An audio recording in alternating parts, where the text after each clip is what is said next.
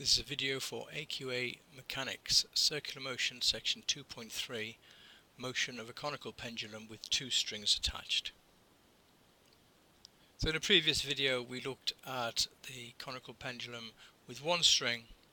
So once we've got two strings we have a slightly more complicated situation to deal with, because the two strings add in two tensions. So these are some examples of the ideas that we might have, but in all of these there will be two tension forces acting together with, of course, the weight mg to produce a resultant towards the center of the circle, so the centripetal force, so that the particle moves round in its horizontal plane.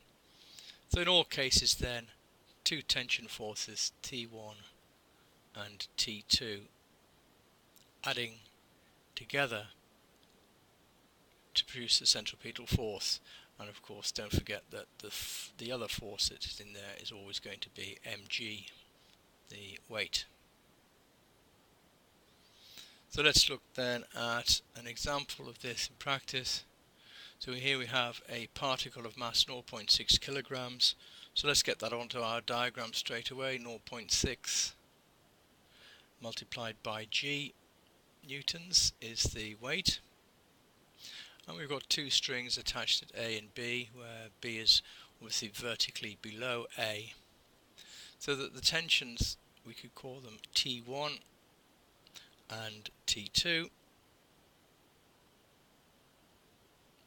add together with the weight to produce a situation where the resultant force is towards the center of the circle. So we've got a resultant in this direction, which is equal to the force, the centripetal force, mv squared over r.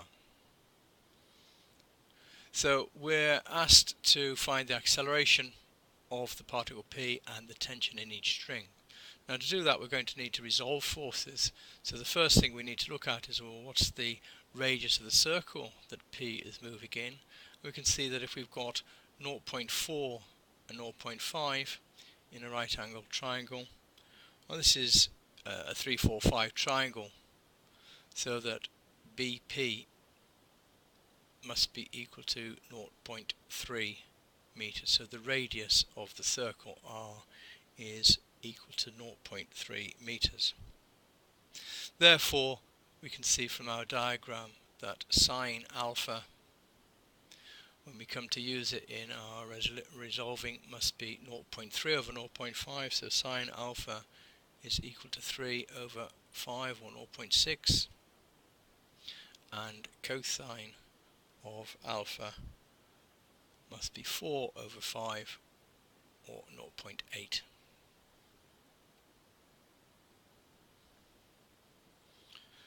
Well, let's now use that diagram to work out the acceleration.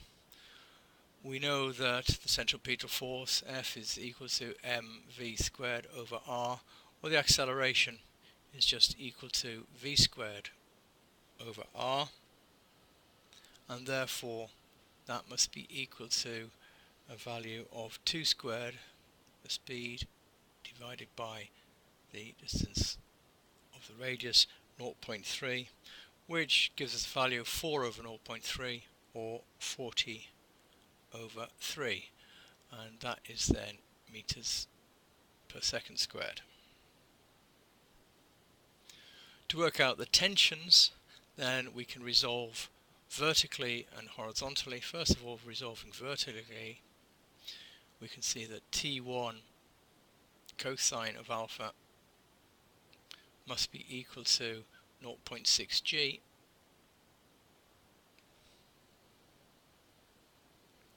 and therefore T1 becomes 0.6 g over cos alpha,